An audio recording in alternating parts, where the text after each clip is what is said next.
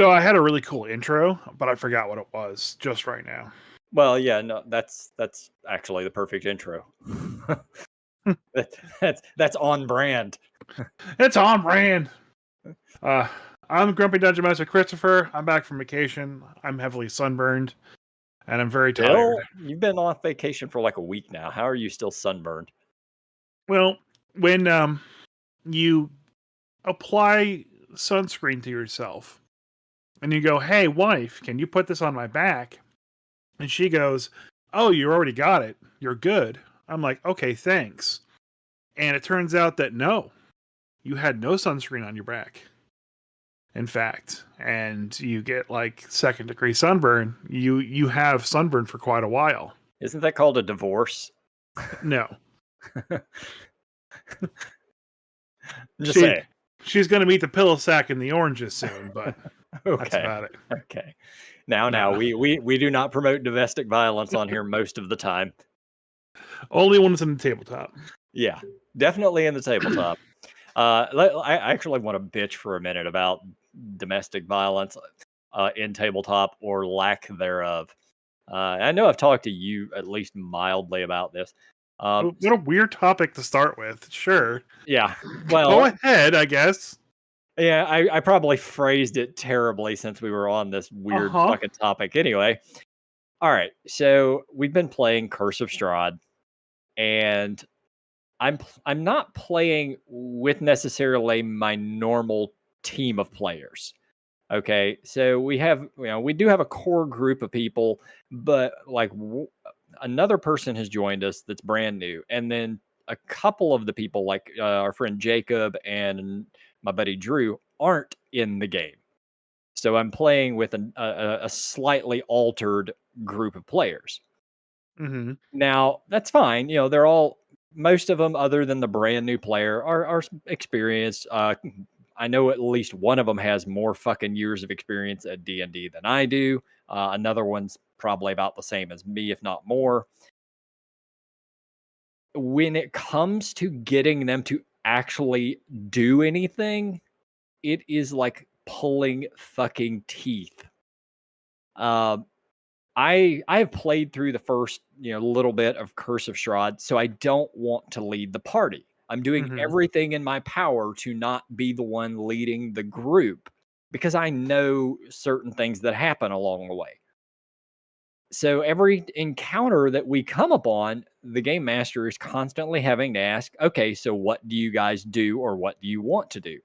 And I'm having to be silent because I know what to do and what not to do, and nobody else is willing to step up and actually say what we're doing. So we sit there hemming and hawing for 5 goddamn minutes trying to figure out what to do. And it's really just kind of irritating. And this is nothing on the game master. He's doing his damnedest to get these guys to, actually do stuff. And it's just really frustrating for me. So the PC you're playing, what's their opinion? His opinion is that they're all fucked. They are from Forgotten Realms. They've been sucked into this weird ass world where everything is awful and can't trust anybody. And knowing he's a rogue, his background is, kind of sketchy anyway, so he doesn't trust people anyhow. He's not supposed to be the leader type of character, if that's what you're getting at. No, it's not that he's supposed to be the leader, but like yes, you may know what the right choices are, but your PC doesn't. Yeah, I'm aware of that, but I'm trying my best to. We finally have gotten to a point in the game where I haven't played, but it took us like 4 sessions to get there. Yeah. So now I can actually start operating as normal. But I want these other players to step up and fucking say something, do something, take some steps, take the lead for once. In all of the role-playing games within our group, it's me and my buddy Drew and our buddy Jacob who sort of take the reins. Yeah. And without having those two there, it's just me. And I'm trying not to overshadow these other players. Yeah. My wife has an issue too, where she feels like she is being the main character in our home campaign because her character wants to go off and do very specific things that are important to her, and doesn't want to just pull people along with it. So it's kind of almost opposite problem. Yeah. But like, you just you sit at the table, you talk about it for 5-10 minutes, like what you're gonna do, where you're gonna go, and just do that. I mean, your PC should have an opinion Oh about yeah, I do. what he wants. I always had a vote. Yeah, Fortunately, there's a group of 5 of us, so it actually works out when we vote on what we're doing quite nicely. yeah, But I'm always the last person to vote, or more or less just oh well, 3 people are already in favor. Cool, let's just do what they wanted to do. yeah. I mean, it happens sometimes. Like sometimes you don't want to be that main character, but sometimes the DM's like just pick a direction so I can plan for it. I know, right? I'm so used with this party to just being the main character. Like me and Drew and Jacob, we're always the main characters. Um, but I don't like to do that. I don't always want to do that. I want these other players to have a fucking chance at being the main character, but they gotta speak up. God damn it! I mean, decision paralysis is a thing, you know. I have never experienced it, but apparently so. I see other people suffering from it. But anyway, Yeah, it can happen. yeah. Anyway, just wanted to bitch about that for a minute. Yeah. If the Where did game master, domestic abuse come in part? oh yeah, okay. So we had spoilers if you're playing Curse of Strahd and aren't aware. We got to the windmill. You know the windmill. Yeah. All right. We made a decision as to what to do, and that decision was very difficult because I knew exactly what the fuck was in there and nobody else did. So I more or less abstained from making any decision, but everybody else agreed, okay, we're going to go in there and we're going to handle this. Well, Okay. I know you well enough, and if we hear the words "we're going to handle this," it's a child murderer in there. Yeah. That means one thing. That means we go in there and we kill whatever the fuck is in there. Fair. Yeah. So I ended up leading the party in because I had the highest stealth and everything. And then we get up in the room. I attack the first hag. Somebody goes to cast a spell. It gets counterspelled, and immediately everybody else is like, "Oh, we're leaving." Really? Really? I thought we are about to perform domestic violence on this fucking child killer, but okay. Okay. So then we all just ran away. Now I already know what going forward we're going to have fucking have to deal with them constantly forever because I that's mean, that's what hags do. you can go back and kill him. Yeah, I'm down. Let's fucking do it. So anyway, Yeah. So I actually had a pretty good campaign game this weekend as well too. Um. So we've been playing through kind of like the at this point in time, it's 100% homebrew, but it's essentially the winter season of Waterdeep Dragon Heist. mhm. They're all level 10 now, and they're kind of just like going through crazy things and dealing with the Zentarum kind of takeover of Waterdeep. All right. Yep. So while the group was gone off in some haunted house, the Zentarum had taken over Waterdeep. All right. They moved in. They took over kind of by force. They did a couple fantastical things. And basically, the Zentarum leader is basically trying to position himself to basically become the new Open Lord of Waterdeep because the current Open Lord of Waterdeep, Laurel Silverhand, is missing. And no one knows where she is. All right. Okay. So for some reason, the Honorable Knight statue activates and attacks this guy. This leader is able to defeat it by himself, showing off that he's got a lot of just latent magical abilities. And the party correctly guessed that this person, being a wizard of some kind and involved with the Zentarum, had to be Manchun. Oh, All okay. right. I thought his name was Lex Luthor. No, it's Manchun. So we've been kind of playing through this and kind of going a little bit further. We're doing the Manchun thing of it. And I actually got to reveal in the last session that one of the players is actually a clone of Manchun himself. All right. Yep. So essentially, and if I don't sound surprised, it's because you told me that 6 months ago. you're supposed to act and sound surprised, like, "Oh my god, really? My God, Well, really? yeah, No one ever expected that." So, essentially, he's playing the same exact character he played in the first time we played through Waterdeep, and he's like, "I just gonna be a clone of this character," and so I had to come up with some idea of why he has a bunch of himself running around Waterdeep without being the same exact character. So I've had clones of him show up throughout the story and him basically kill it Highlander style and get extra experience points for it. Yeah. And it's been pretty entertaining. And I actually had the reveal that Manchun shows up and it looks just like Doc, the character. Like, holy shit, what the fuck? But Doc, all right.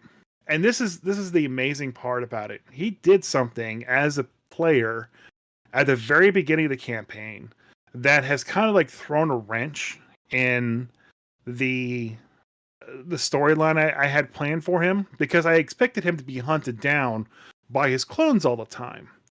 But he somehow, I don't remember how, he got an amulet that protects him from being detected and scrying upon. Oh yeah, amulet of non-detection. Right. So that essentially turned off the Highlander effect that happens. Like, so whenever he gets close, he senses them, but they don't sense him. Okay. Yep. And so essentially, I actually got to have him show up, and he's always wearing a plague doctor mask. So he actually got to be in front of Manchun, look exactly like him, but not have Manchun know that he's actually a clone of him. So I thought that was a weird coincidence that happened, and where I actually started the whole like clone Manchun storyline part of the story, and I'm very happy with that. But the one thing I really did want to talk about is I had a player who decided to bring in like an Oathbreaker Paladin. Yep. And the Oathbreaker Paladin he was playing, and this is our friend Aaron. Hi, basically, Aaron. Hi, Aaron. Yeah, he broke an oath. I'm not 100% sure what the backstory was, but like he had sworn to Ilmater at one point in time, broke an oath because of it, and was an Oathbreaker Paladin, essentially. And he spent his time trying to like rekindle his like oath or kind of allegiance to Ilmater. But every time... Okay, hold on. You got to say it correctly. It's Ilmater. If you keep saying Ilmater, it's just gonna mess with me the whole time. So no matter which way I say it, I'm told I say it wrong. Yeah, it's if I say Ilmater, I'm told that that's wrong. If I say Ilmater, I'm told that that's wrong. So I don't know what to honestly say at this point in time. All right. Well, during this podcast, it's Ilmater. Ilmater. Okay, fine. Ilmater. So I gave him an opportunity to kind of rekindle it by doing a downtime religious ceremony per Xanathar's. And he did that, and he rolled a 1. Like, come on. Hey, it happens. Then he was role-playing during a fight with a ancient gold dragon Dracolich and tried to call upon Ilmater.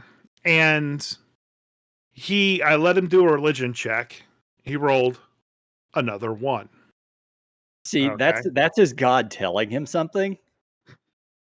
Wait, it gets better. Oh, I'm sure. So they're doing downtime activities again. And he's like, okay, I want to see if I can reach out to Ilmater and get some direction.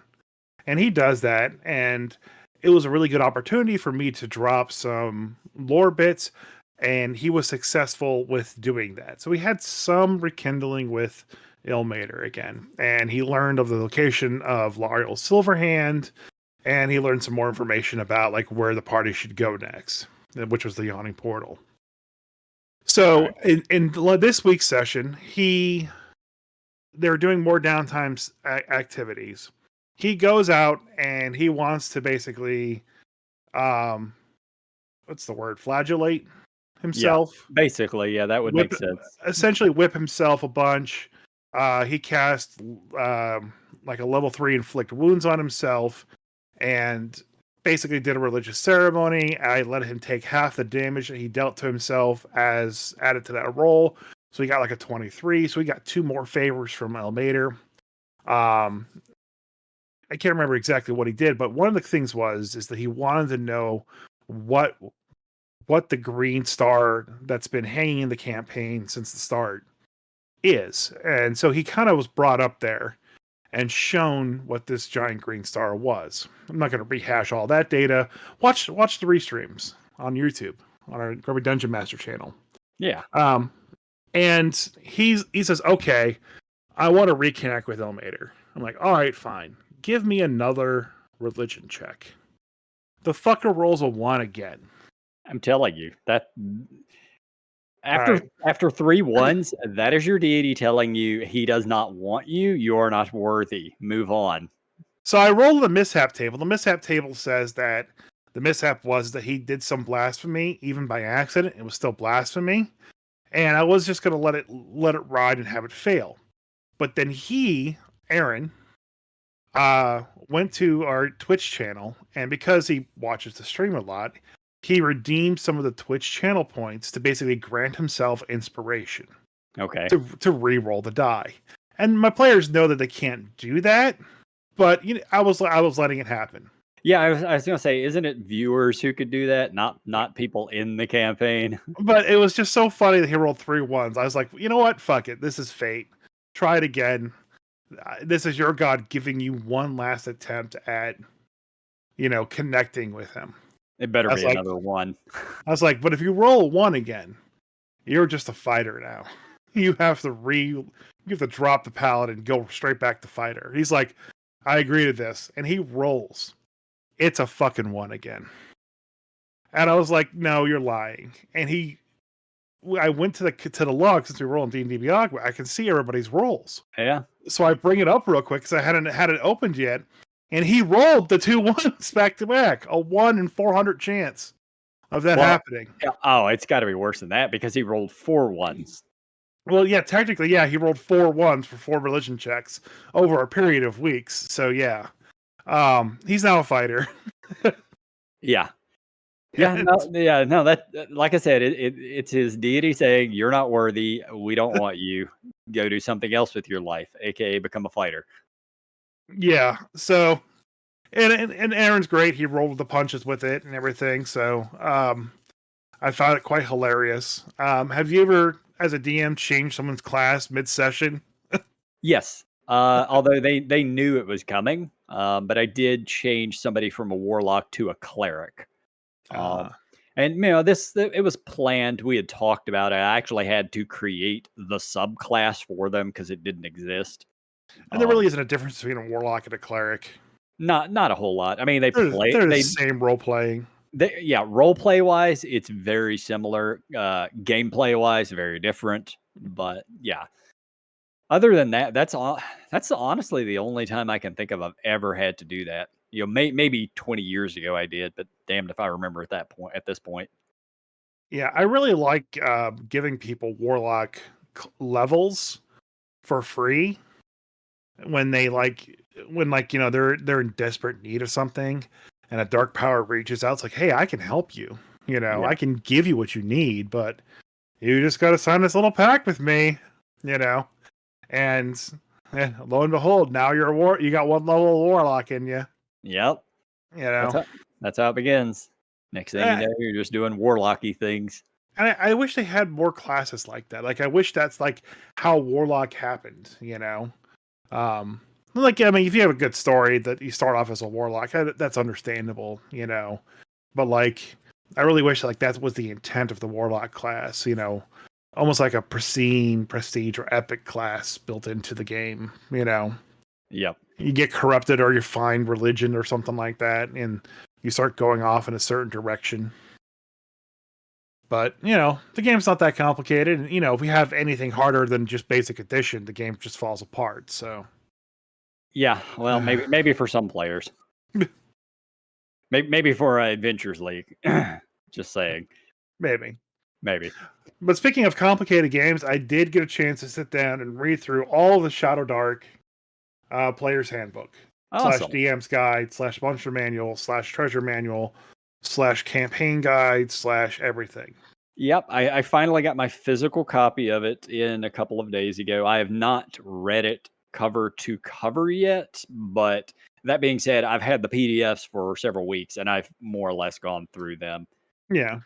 So I have a very good handle on how the game operates, and we're going to spend a good bit of time, I think, talking about Shadowdark on this campaign today and just going forward. I would imagine so too, because I definitely have plans to be running it. I got my physical copy Saturday, and that evening I actually sat down and started making a fucking hex map, which is Yeah. something I haven't done in, oh God, I don't know, 30 years nearly. That's Uh, actually one of the things that I actually have bookmarked to talk about. what, hex maps or The hex hex map, crawls? the hex map thing.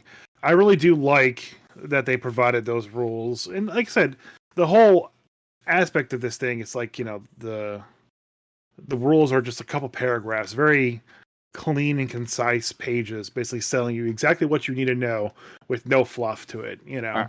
So let's start with the very basics of what is Shadowdark. Since it's possible some listeners have not really heard about it. Shadowdark is a game that was kickstarted about a year ago. So it's been out roughly, I think it's been roughly out for about a year.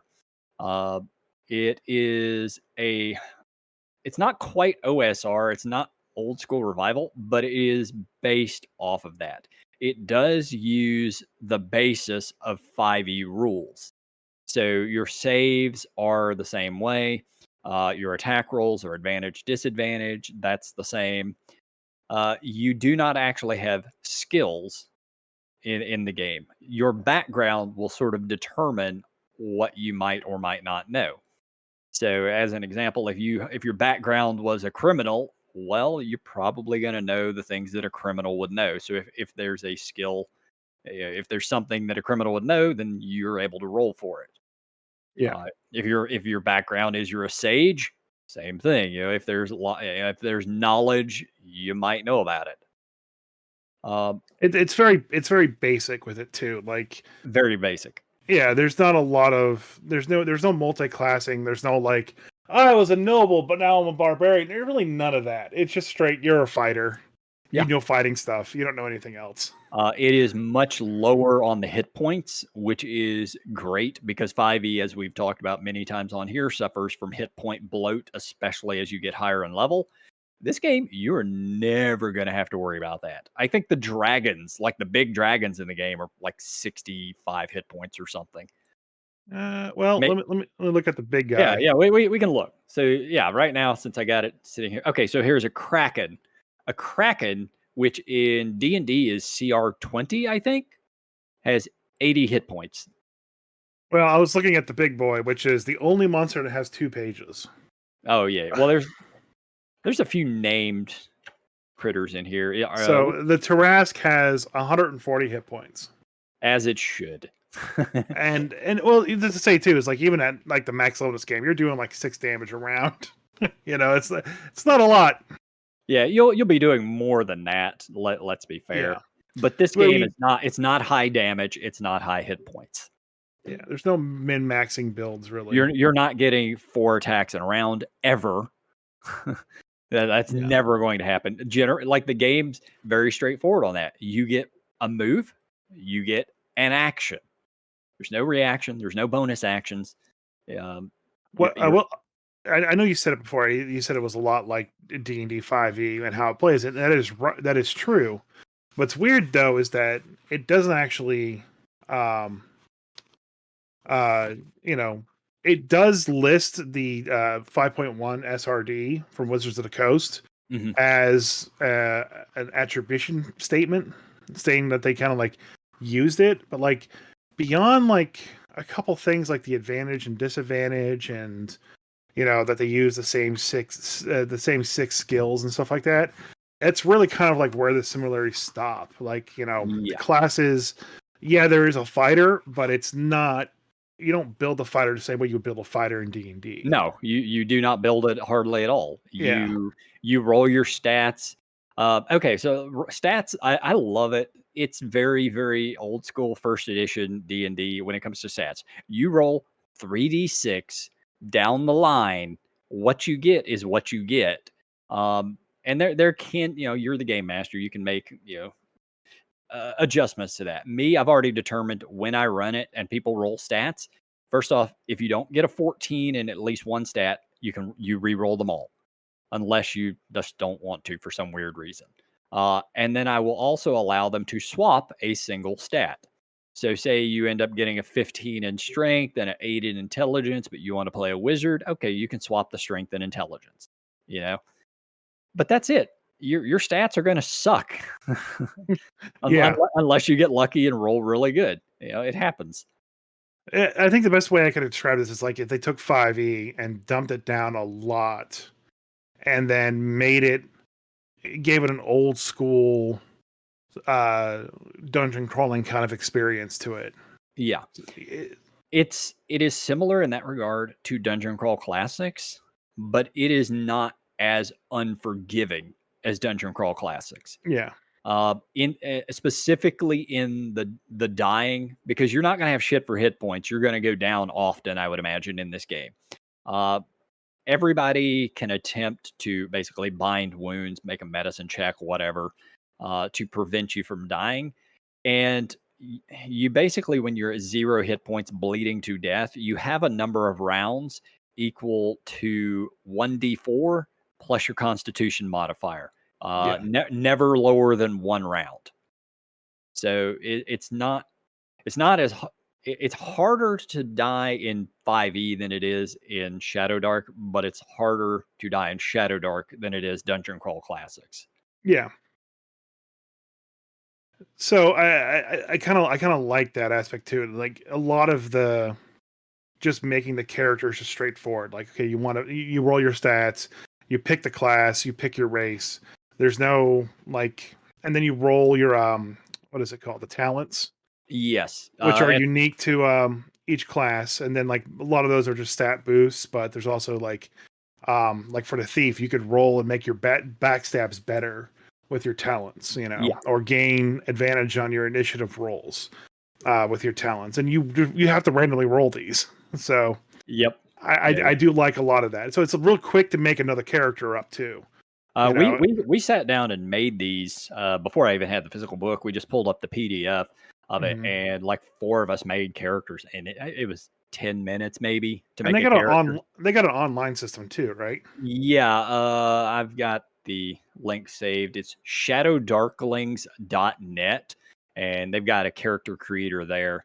Um, and I like the character creator for this. It allows you to access all of the other books and other classes that do exist. Because in the core book, you get 4 classes. You get the priest, the fighter, the wizard, and the rogue. And honestly, that's really all you kind of need. That's your core stuff. But they released a few supplemental books and stuff, of which I've got some of them. And there's other classes: the bard, the knight of Saint Idris, the ranger, so forth. That's So cool. yes, the races are very, very straightforward. Dwarf, elf, Ancestries. yeah, whatever. They use the right word. Dwarf, elf, goblin, half orc, halfling, and human are the ones you're able to pick from. If you're including supplemental stuff, kobold is also an option. Ooh, I want to be Yeah. kobold. So the one thing that sets this game apart from all the other ones out there, and because people are asking, why would I play this instead of Dungeon Crawl Classics or any other OSR or even 5e? Nothing in this game, as far as players, has night vision. You can't see in darkness. So if you're in a cave and you do not have a light source, you're probably just screwed. Yeah, and that's the one thing I do got to figure out a little bit more too, is because the whole idea that the light source is like the main mechanic of how long you can dungeon crawl Hmm. still seemed a little.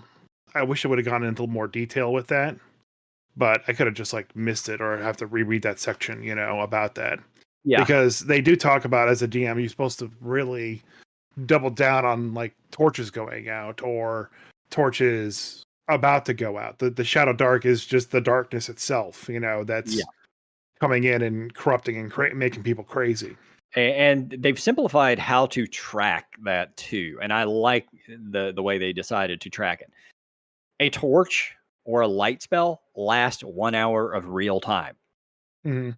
That's it doesn't get any easier than that, Cosmic hours. yeah, okay, you started your game at 6 o'clock, and somebody lights a torch. Do you go in the dungeon? All right, at 7 o'clock, that torch will go out, assuming that it hasn't gone out before that, because somebody throws water on it, somebody kills the guy holding it and stomps Or on just or just the shadows itself just put it out, for fuck's sakes. it.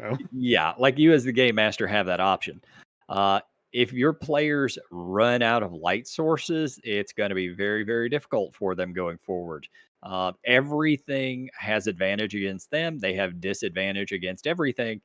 And random encounters are heavily encouraged in the game. Mhm.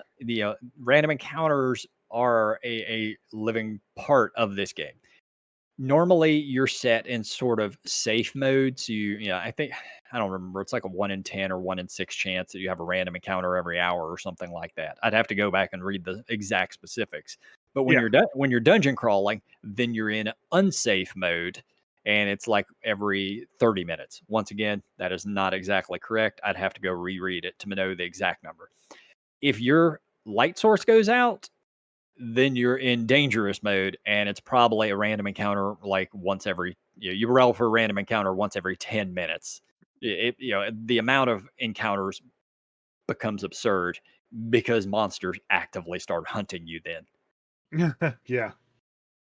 because they smell easy prey. Yeah, I really thought that was cool, and like just how quick you can make a character, like, so like if that party just dies, everyone can be like, oh well, what, that party's dead, and then just make four Yeah. more. There's Um, even a chart in there on how you find your next character. yeah, You were stuffed into a locker somewhere. You were caught in spider webs. There's a whole bunch of different ways to come across your next character if they died. yeah. Let me see if it's right here. Oh, Because there was that. There's the random characters. You just roll a bunch of d6s and get it immediately. They got the random chart for character names. yeah. That's the And weapon. That's the I brawling think I kid. think the random chart for character names or names in general is actually even on the game master screen. Yeah. Um, some things I did like. I did like the titles that you get whenever you level up. Yeah. I really like that, and how that actually matters to, like, the role play, if you have role play outside of it. Yeah, Um, it's basically saying, "Oh, hey, this person's done stuff." yeah. Um, and there was the mishaps for spells. Ah, I I like that a lot. yes. Okay. I spell this is akin to Dungeon Crawl Classics. So I love how they do spells in Shadowdark, by the way. In D&D, you've got a set number of spells. You've got your spell list, that you can pull from, and you can cast them until you're just out of spells. In Shadowdark, at first level as a wizard, 3 first level spells. When you go to cast any of those spells, you have to roll to successfully cast it. Yeah. The target number is 10 plus the level of the spell, so it'd be 11 is your DC. You roll and you add if you're a wizard, you roll your intelligence modifier to your roll. If you tie or beat that, it's a successful casting. If you do not, it is a failed casting. You no longer can cast that spell until you rest. If you roll a 1, same thing, you can't cast the spell until you rest, and you roll on the mishap table. And the mishaps tables are sort of based on the level of the spell. So if you're trying to cast a 5th level spell, you're going to get 5th level consequences for it. Priest are similar. They don't have the mishap table. Yeah. Um, They got worse. it may somewhat. It was one of the things, like, when I was reading it at first, like, it's like, why would I ever play the cleric, the priest? Like, So if I mishap on the table, okay, I can never cast that spell again unless I pay gold value No, or it do doesn't. some kind of penance. It has to be some sort of penance. The penance Right. can be gold value. It can be you perform a ritual. It's very much left up to you and the game master as to what your penance is. So if you fuck up a fifth level spell, it's 150 gold. And the thing is gold is basically your leveling up in this game. It's definitely one of the major factors. Yes. Yeah. So I don't know. It felt very cruel. Like I understand, like it's up to the GM. They can kind of just like, oh, you got to pray when you're down and whatever, and they can kind of come up with whatever the answer for us. But like, I don't know. I just felt like Well, like I think a very lot of harsh. I think it could depend on the deity too. Yeah. If your deity is a lawful good deity, you might have to go serve some time at the local place healing people, uh, or handing out alms to the poor, things like that. So you might just not be able to adventure for a little bit. If Man, F the poor. if it's a chaotic deity, then they might. And by the way, chaos is akin to evil in this game. It's very old school D&D law, neutral chaos, and those alignments matter a lot. But if it's a chaotic deity, maybe you have to deal damage to yourself that won't heal for a few days. Things like that. It's very much you and the game master sort of figuring out Yeah, what's a good that pen. that made me feel a little bit better. But like just a wizard, they just gotta rest and they get the spell back. The priest, like, oh, you're gone for days, man. If Yeah, you roll like Muffin does, man, you won't be able to cast any spells. yeah, that's fair. Yeah, but at the same time, a wizard could accidentally kill the whole party by a That's great. miscast. That's awesome, Well, I mean that you could potentially have a TPK from a wizard trying to cast a fifth level spell. dude. I would pray for that. But just that. So I think the cleric is the safer bet when it comes to that. Nah, I don't want to. I want to lose a spell and blow up the party at the same time. It could happen. It absolutely could happen. Let me see. I don't remember what page is the mishap table. You had it just pulled up. I've already moved off of it. Okay. Well, there it is. So level 5. If you roll a 2 out of a D12, pyroclastic extrusion, you deal 3d8 damage to yourself and all creatures within near range, which is effectively about 30 feet. Yeah, it's like a plasma grenade going off at your feet. Yeah, You're fine. yeah. Or if you roll a 4, the Grimlow, you accidentally summon a hostile Grimlow in a space near to you. It persists for 2d4 rounds before disappearing whence it came. Yeah. I still don't see the problem here. I'm not saying it's a problem. Just be aware. In the exact same vein as in Dungeon Crawl Classics, wizards are very powerful, but there's potential risk that goes into playing one or having one with you. And just a Grimlow, by the way, is a level 9 monster uh, with 43 hit points. And yeah, they're kind of nasty. So, yeah. I mean, that's also the level. That's tier 5. I mean, The yeah, mishap table. your character to cast 5th level spells, I think you have to be like 9th level in the game. The game only goes up to 10th. Yeah. So, so real quick, back on the whole lighting issue. Everybody who doesn't know anything about Shadowdark's probably like, well, why don't you just carry 50 torches with you? One of the things they've done, and it's brilliant, is your inventory system.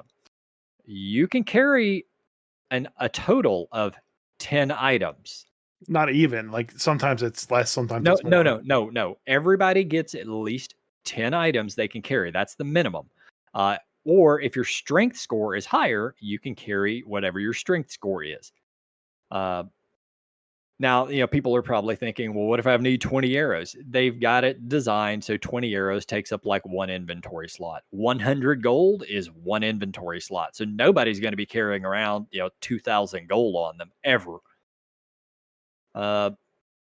Your suit of armor could potentially take 1 or 2 inventory slots. So inventory is very, very important in this game. Most people are going to be able to carry 1 or 2 torches. Yeah, and that you get deep into a dungeon and everybody starts running low on torches. Yeah. And again, like torches, they go out a lot. Yeah. Yeah. Like you're supposed to roll to see if it happens. Like, and we were talking about the wizard mishap table. On the tier 1 and tier 2, there's one that basically says that you extinguish all light sources around you for 10 rounds. Yep. So if you mishap, you get that one. That's 10 rounds where you're in total darkness before you can light another torch, and a random encounter would happen during that time. Yeah, and even if it doesn't happen, yeah, even if it's not a random encounter, you may be in the middle of a fight already. So it's a beautiful, beautiful game. By the way, this book was way thicker than I was expecting it to be. It's like over 300 pages. I know that's just a random aside, but when I got the book, I was like, wow, that's a lot more than I was expecting it to be, because it has a lot of tables. It's got all your monster tables. Yeah, and that's a really cool part about it too, is when you go through and actually read the book, everything is in a table. And it's laid out fairly easy to find the tables, and like the very important tables are on basically the front and back covers. Oh my god! So when I first got the PDF and I scrolled through and I saw the first couple of PDF pages, is terrible well, to look through I compared saw to the book. I saw the first couple of pages. I was like, that's weird placement for that.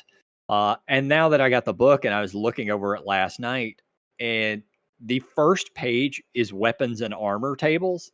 Yeah, Like it's a list of all the weapons, how they work, what they do, all the armor and the armor classes. Then it has the difficulty classes, the morale, to how dying works, movement, and spell focus. Like all the things that you need to know about spells on the first 2 pages of the book. yeah, Like that's what you and need to play the game right there.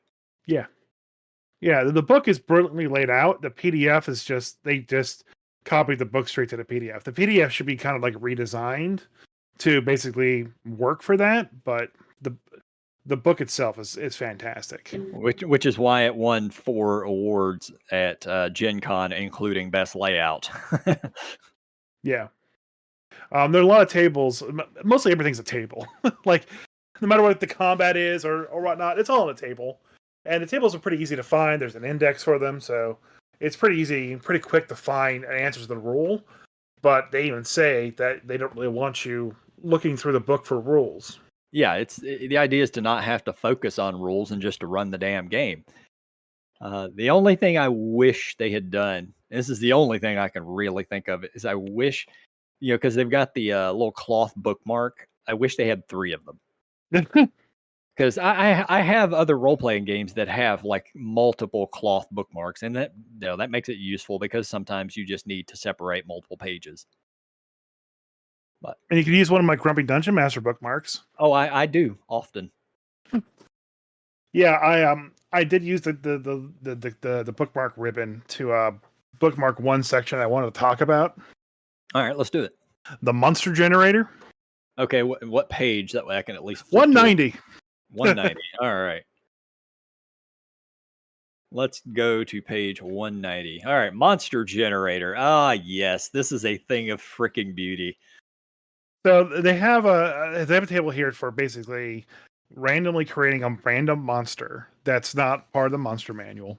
So, Chris, you can now create a monster that is all your own. No, that's not how that works. I'd be creating one off of this table. But it would be yours. Nobody else would have done it. No, everyone else would have done this. There's that many options. It's mathematically known. Anyway. So, I was looking at this, and I didn't want to do this until we were live on the podcast to figure it out. But I got my nice little D20 here. Oh, let's do this. And so the first roll you do is for the combat level of the monster. Basically, if the player level is plus or minus what the player level will be, how difficult the monster is, and how big to make its stats. So I got a 3. So this would basically be a player level -2. So it'd be an easier monster. So you would have multiple of them. I think you would have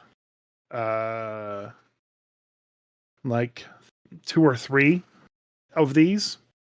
So then it would be a undead that an undead swarm Oh that no. that Undead is swarms are the worst. weak to salt, okay? But also burrows and wield electrified weapons and are blessed by a god. That is quite a creature. Now you'd have to figure out what it looks like and a name for it. You could also go to the monster mutations as well. I did. I rolled them all. Oh, okay. That's why it burrows Oh with yeah, there. electrified Okay, weapons. I was looking for the burrows. There it is. All right.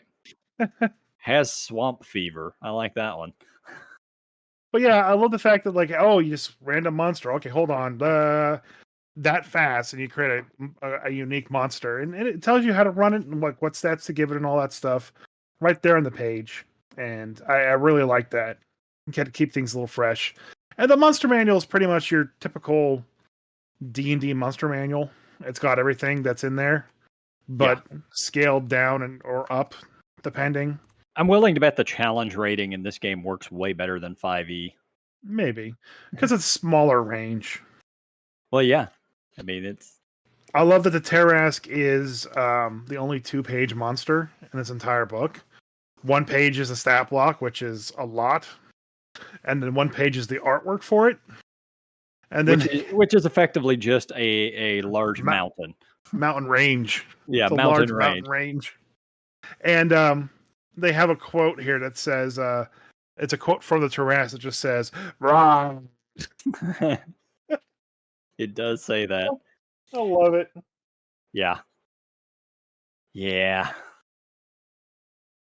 Because like when I kind of opened the book, it almost opened up immediately to the Tarask. Like, hey, you should use this one. This is calling for you. I love that they went with the first, like basically the first edition way of killing it. It cannot be permanently killed unless a wish spell is cast on it while it is at 0 hit points. Yeah, that's how you kill a Tarask. Yep. I noticed as well that they managed to sneak beholders in here without calling them beholders. The 10-eyed oracle. Yeah. Yeah.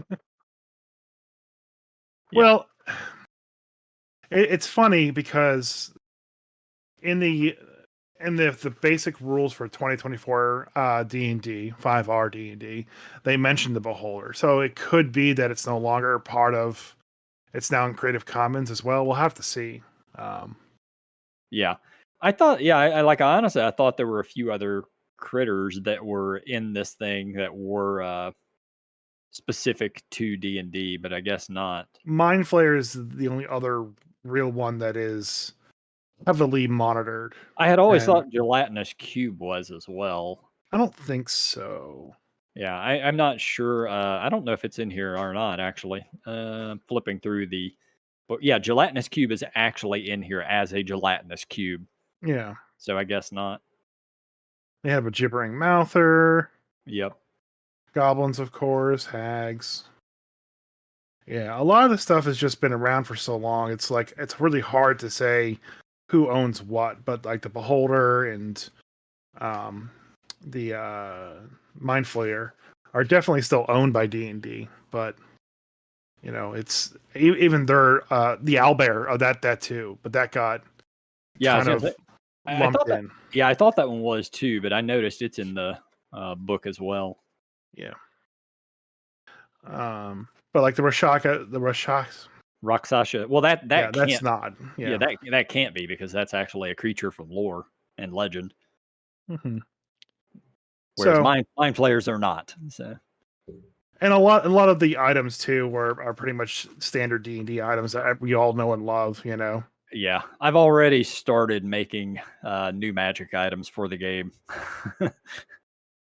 Yeah. And that's the cool part is they gave you the Shadowdark licensing right there at the back. So you can produce your own stuff. Yep. Yeah, I've got a handful of them made so far. I'll end up making a lot more over time. There wasn't really enough in the back of it for my taste. Not to say there aren't plenty in there, Yeah. but and I know good and damn well there's going to be tons and tons of other people making magic items and releasing them over time. The game's still pretty new, so there's not a whole hell of a lot out there yet. Yeah. It'd be nice to get the curse scrolls and see what they had added anything else in. Yeah, I've got the cursed scrolls. At least I've got the second and third one I have. The first one is on back order. I've already paid for it. It'll just arrive whenever it gets Yeah. here. But Yeah. there's good Nothing. stuff in them. Yeah. Nothing in here actually stood out as crazy unique though. Um, there might be, but everything is like I've seen this stuff before in some way, shape, or form from other games. Yeah. Uh, They even got like a nice little section too about designing magic items, yeah. and they're very clear in saying, "Do not give people dark vision and light sources." Yep. That's the first thing they cover. Just keep that out of the player's hands. Make them work for that, because that's what that whole game is based off of. But yeah. Yeah, this is definitely a great book, and I'm glad I picked it up. I'm glad I read through it. I don't know if I'll ever get a chance to play it, but Well, I'm glad I have it. if I ever make it out that way or to a con, maybe you'll get to play it then. Actually, just go play it at Gary Con. You got plans for that, right? Yeah, I think so. Yeah, I'm Wow. sure. I'm sure you can make a game of that happen, whether you're running it or playing it.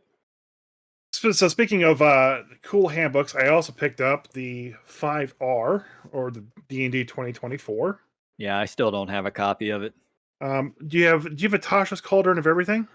Yeah, And just go grab that, take a sticky note, and stick that over Tasha's name, and just write Player's Handbook 2024. got it. All right, yeah, that's basically it. Yeah, Um, we've talked about it a lot on here. Yeah, it uses enough from there. I went through and I kind of gave this a perusing. I it's a better handbook layout than the old one, just because of how people operate nowadays and how they like to make characters. Right. But beyond that, that's it. That's it feels like it's just Player's Handbook version 2. I mean, that's effectively what it is. It's an update to the player's handbook. I like that the spell lists are with all the classes. That's really cool. I love the index and the rules glossary that are added to this. I love that they have the creature stat blocks for the monsters that players could be or use. I mean, I know there are spell changes, and you guys bitched about that when I wasn't here and stuff like that. Oh, well, yeah. So we talked about the one busted spell, but since then another thing has popped up. You want me to cover that real quick? Yeah, sure. Shouldn't take too long. So level 10 cleric ability. This is not a subclass ability. This is just a cleric ability, divine intervention. You can call on your deity or pantheon to intervene on your behalf. As a magic action, choose any cleric spell of level 5 or lower that doesn't require a reaction to cast. As part of the same action, you can cast that spell without expending a spell slot or needing material components. You can't use it again until a long rest. Let me find the proper spell that people figured out was just busted, being able to do that for free. I think it's Hollow or Hallowed. Yeah, Land. yeah. Where are you? That kid Yes, makes Hallow. someone Yeah, Hallow. vulnerable. A, Yeah. a level 5 abjuration cleric spell. Casting time is 24 hours. And it costs 1,000 plus gold pieces to cast it. So you get to ignore both of those and just do it for free. You infuse an area around it with holy or unholy power. The area can have a radius of up to 60 feet. Hallowed Ward. Choose any of these creature types. Aberration. Well, okay. Sorry. The affected area has the following effects. Hallowed Ward. Choose any of these creature types: aberration, celestial, elemental, fey, fiend, or undead. Creatures of the chosen types can't willingly enter the area, and any creature that is possessed by or has the charmed or frightened condition from that creature is possessed, charmed, or frightened by them while in the area. Extra effect: you bind an extra effect to the area from the list below. So it gets the Hallowed Ward automatically, and then it gets one of these other things. And the big one that everybody is talking about, and there's a whole fucking huge list of them, but the big one that everybody's using is vulnerability. Creatures of any types you choose have vulnerability to one damage type of your choice while in the area. So for basically for free, you can give, if you're fighting all demons, well, every demon in this area now has vulnerability to slashing weapons, or they have vulnerability to fire, whatever you choose. You choose fire, and then you trigger the Conjure Minor Elemental Right. die Scorching Blast preparation that you have. Yep. Yeah. Yeah. So, I mean, that was going to happen, but it's weird that it happened so fast, so quickly. Maybe that's just, because of the world we live in with the speed of the internet and all that stuff, but I don't know. Like, I knew that was going to happen. The book's been out for 2 weeks, and there have already been 2 sort of major busted things coming out of that book. Yeah. Normally, you don't start to see really things that are broken until they start releasing supplements. Yeah. The core book shouldn't have that issue, but but like I said, the book is laid out fantastically from a layout perspective. The layout art is fantastic. Everything is divided up well. I don't really have many complaints, except that it's just not. It doesn't push the envelope enough. I'm glad Bloody's back. That made me very happy. Is it? I never saw that. Yeah, page 362. Yeah. I'm just glad that they brought that back because I didn't let it go from 4th edition.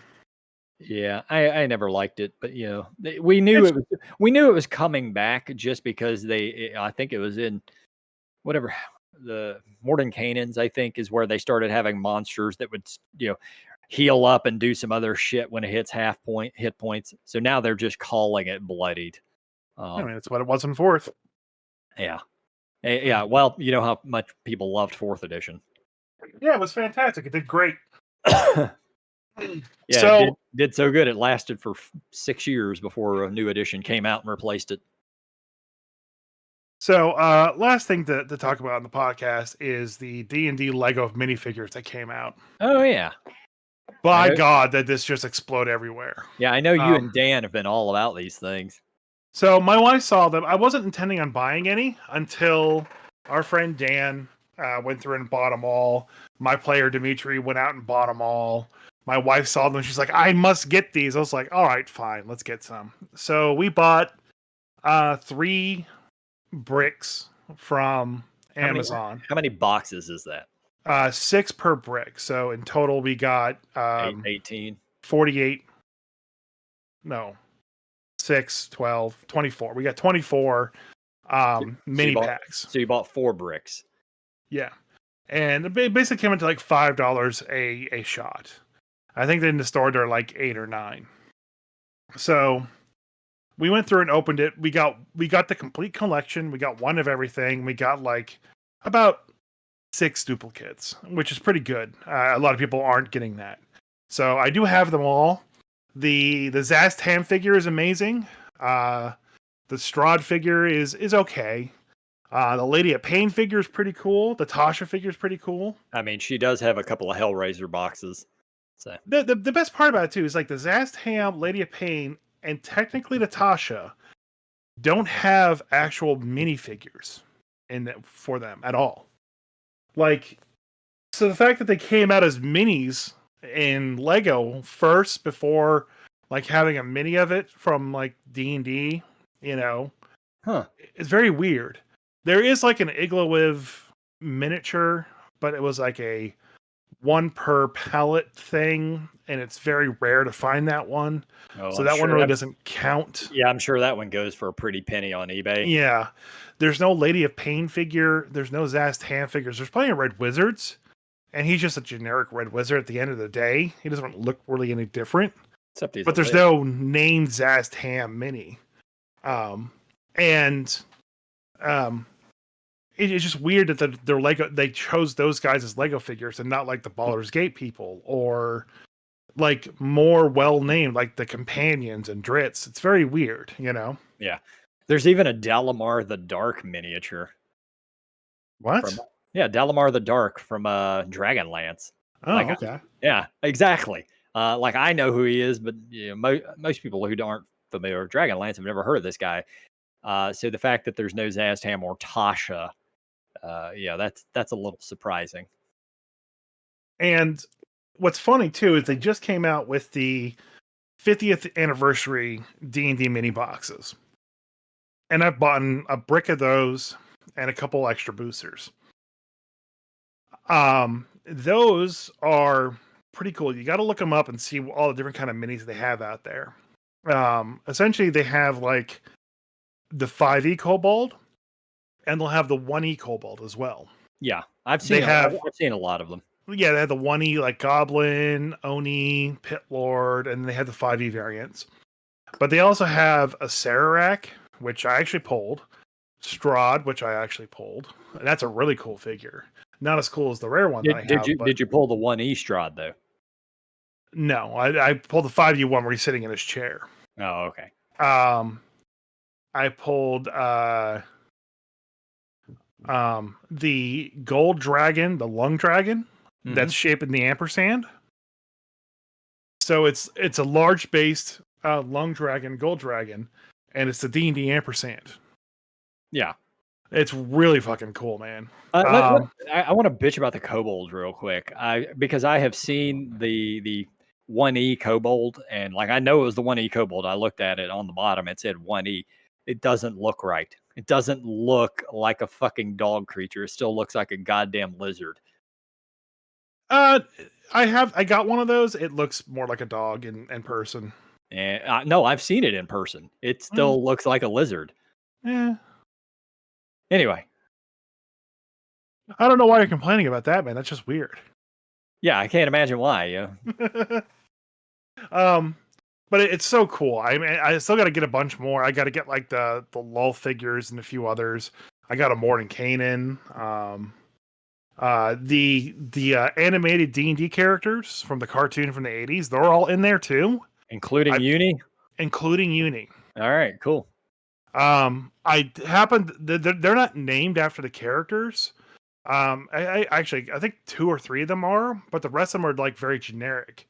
Like I pulled the Paladin, so I have the Paladin one, but it's called like Paladin in Hell for some reason.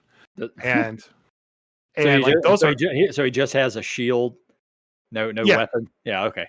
Yeah. So I got to keep buying them, but they're like $30 a box, man. They're expensive. Yeah. They've gone up way too much. But it's the 50th. They're making money, you know. Yeah, they got to make it somehow. Yeah. They're like, how can we get all the money out of these suckers? Well, just minis. That seems to be it. Lego minis. I mean, look, minis and especially Lego, there are people who fucking collect that stuff, as you well know, because you're one of them. Not so much on the Lego, but on the minis, you're one of those people. Yeah. Fortunately for me, I am not. I like books. That's it. I like books. Yeah.